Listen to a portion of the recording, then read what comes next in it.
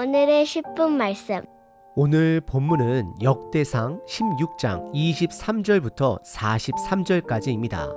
13장에서 시작된 언약궤가 드디어 예루살렘 다윗성에 안치되며 기쁨으로 예배하는 장면인데요. 페르시아 포로에서 돌아온 이스라엘 백성은 이 장면을 통해 회복을 갈망했습니다. 예루살렘과 성전, 언약궤가 다시 제자리를 찾는 모습에서 희망을 본 곳입니다. 특히 다윗 언약과 성전 중심의 신앙을 새롭게 세워야 했습니다. 그래서 오늘 본문은 백성들에게 포로 후 새 출발의 소망이 되었습니다. 여러분, 지금 여러분의 삶에는 소망이 있으신가요? 세상이 주는 소망, 물질이 주는 소망, 정치 또는 자녀가 주는 기대는 모두 잠깐이고 만족을 주지 못합니다. 결국 이 본문은 우리가 예루살렘이 아니라 새 하늘과 새 예루살렘을 바라보게 합니다. 바로 예수님을 통해 완성될 하나님의 나라를 말입니다.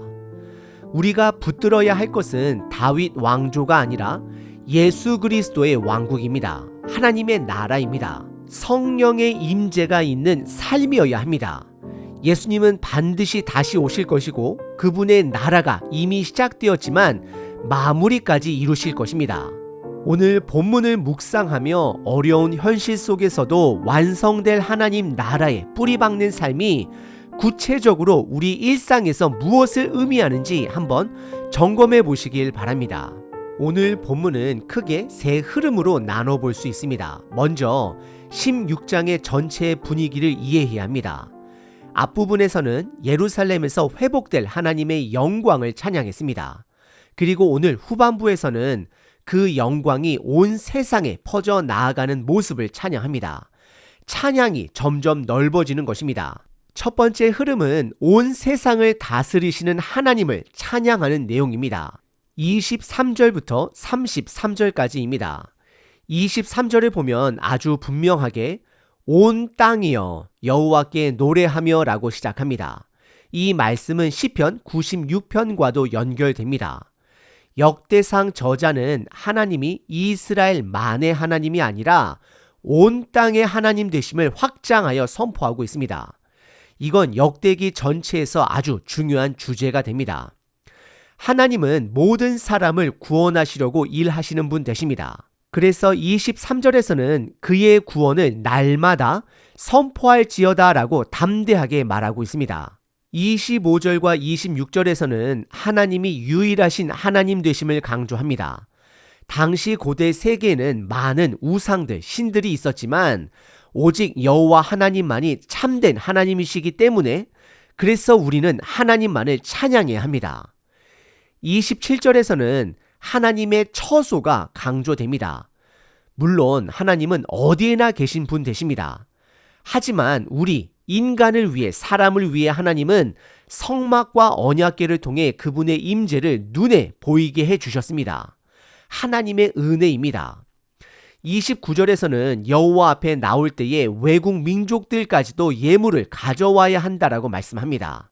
이건 하나님이 이방 사람들의 예배도 기쁘게 받으신다라는 뜻이 됩니다. 그리고 30절부터는 하나님을 단순히 온 땅의 주인이 아니라 우주적인 통치자로 확장해서 설명합니다. 하나님이 만드신 어떤 피조물도 그분의 통치에서 벗어날 수 없습니다.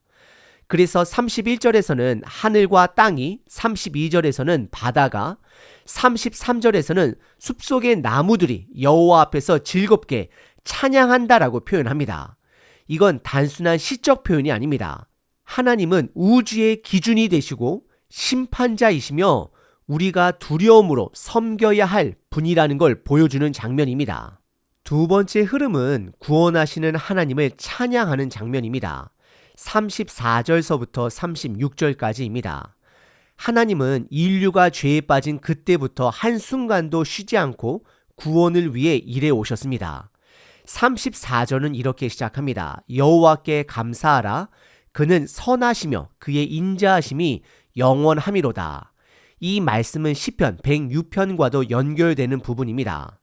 하나님의 선하심과 인자하심은 과거 속에서만이 아니라 지금도 현재 삶에도 앞으로도 계속해서 나타날 것입니다. 왜냐하면 하나님은 구원하시는 분 되시기 때문입니다. 그래서 34절에서 우리가 보아야 할 반응은 감사입니다. 찬양이 감사로 바뀌는 걸 여기서 확인할 수 있습니다. 앞에서 23절에서는 온 땅이여 여호와께 노래하라라고 외칩니다. 하나님의 하나님 되심에 대한 찬양이었습니다. 이제 그분의 구원, 선하심, 인자하심에 대해 감사하라고 말합니다. 이 찬양은 당시 페르시아 통치 아래 있던 예루살렘 사람들에게 깊은 울림을 주었을 것입니다. 그리고 36절에서는 백성들에게 아멘과 할렐루야로 화답하라라고 권면합니다. 이건 단순한 반응이 아니라 백성 전체가 하나님께 동의하고 찬양으로 응답했다라는 뜻입니다. 세 번째 흐름은 레위인들의 직무입니다. 그들의 임무입니다. 37절서부터 43절까지입니다. 이 부분을 잘 이해하려면 언약궤와 성막의 위치 관계를 알아야 합니다. 지금 언약궤는 다윗이 예루살렘, 즉 다윗 성으로 옮겨온 상태입니다. 하지만 성막은 여전히 기브온에 남아 있습니다. 그래서 다윗은 두 장소에서 모두 예배가 이루어지도록 레위인을 배치합니다. 37절에 보면 다윗은 아삽과 그의 형제들을 예루살렘 언약궤 앞에서 섬기게 남겨둡니다. 38절에서는 과거 언약궤를 잘못 옮기다 죽은 우사의 사건 이후 언약궤가 3개월간 머물렀던 오벳 에돔의 가족이 문지기 역할을 맡습니다. 오벳 에돔과 호사도 함께 책임을 맡게 됩니다. 그리고 39절에서는 다윗이 제사장 사독과 그의 친족들을 성막이 있는 기브온에 남게 합니다. 기브온은 예루살렘에서 약 1시간 반 정도 거리가 됩니다. 40절에서는 이들이 아침과 저녁으로 율법에 따라 번제를 드려야 한다라고 말합니다. 그리고 41절에서는 해만과 여두둔이 악기 연주자들과 함께 감사 찬양을 맡게 됩니다. 마지막 43절은 이렇게 마무리됩니다. 백성들이 예루살렘에서 드린 첫 공식 예배 이후 각자의 집으로 돌아갑니다. 이건 예배가 끝이 아니라 시작이라는 걸 상징합니다.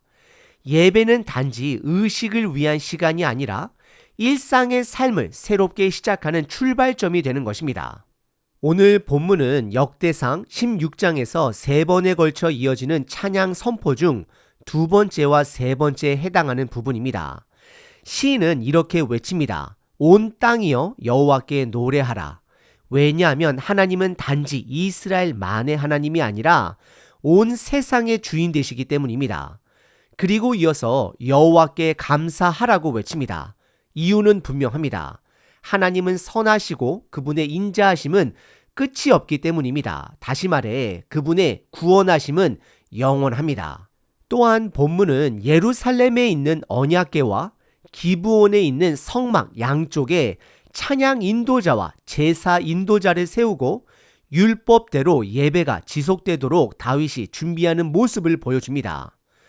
포로에서 돌아온 이스라엘 백성에게 이 장면은 단순한 역사 서술이 아니었습니다.